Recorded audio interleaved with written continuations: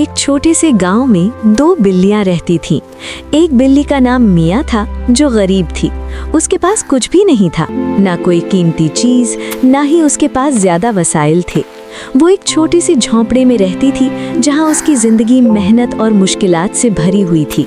उसके कपड़े फटे हुए थे और वो रोजाना खाने के लिए जद्दोजहद करती थी, लेकिन उसके दिल में एक ख्वाब था कि वो एक दिन अमीर बनेगी।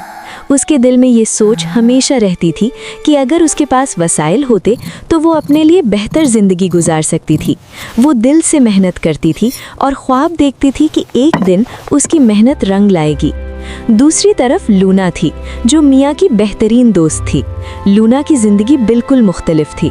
वो अमीर वालिदैन की इकलौती बेटी थी और उसकी ज़िंदगी में कभी भी कमी महसूस नहीं हुई थी। लूना हमेशा शानदार कपड़ों में मलबूस रहती थी और उसके पास हर चीज़ थी जो वो चाहती थी। उसके वालिदैन के पास दौलत थी और वो लूना को दुनिया की हर खुशी फराहम करने की कोशिश करते थे। लूना को कभी भी किसी चीज़ की कमी नहीं महसूस हुई थी। वो मिया को हमेशा देखती और सोचती कि वो कितनी खुशकिस्मत है कि उसके पास इतनी सब कुछ है। मिया और लूना के दरमियान एक खास दोस्ती थी। दोनों एक दूसरे के साथ वक्त गुजारते, हंसते और बातें करते। एक दिन जब दोनों पार्क में बैठे हुए बातें कर रही थीं, तो लूना ने मिया का मजाक उड़ाते हुए कहा, तुम कितनी गरीब हो मिया, हमेशा फटे कपड़े पहनती हो और खाना भी मुश्किल से मिलता है। लूना की बातों ने मिया को दुख पहुंचाया, लेकिन उसने इन बातों को दिल पर नहीं लिया। मिया की आंखों में गम और गुस्सा था, लेकिन उसने दिल में फैसला किया कि वो अपनी तकदीर खुद बदलेगी। वो अब ये नहीं चाहती थी कि उसकी ज़िंदगी हमेशा गम और गुर्बत की हालत में गुजरे। उसने लूना से कहा, मैं भी एक दिन अमीर बनूंगी और तुम्हारी तरह कामयाब होकर दिखाऊंगी। लूना हंसते हुए बोली, ये बहुत मुश्किल है, लेकिन अगर तुम वाकई चाहती हो तो मैं तुम्हारी मदद कर सकती हूँ।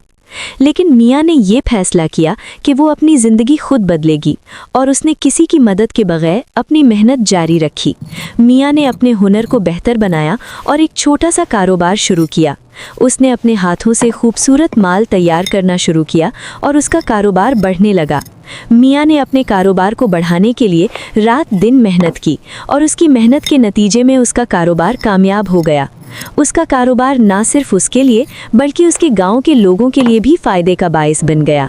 उसने अपने गांव में एक छोटा सा कारोबारी मरकज़ कायम किया जहां दूसरे गरीब बिल्लियों को हुनर सिखाया जाता था ताकि वो भी अपने ख्वाबों को हकीकत बना सकें।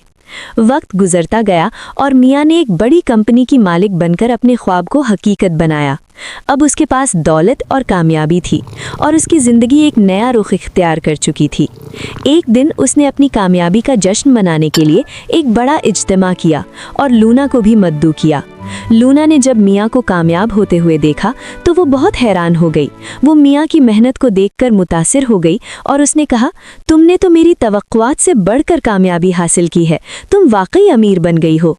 मिया मुस्कुराते हुए बोली, मैंने सीखा है कि कामयाबी मेहनत और अज़्म से हासिल होती है, ना कि वसाइल या दौलत से।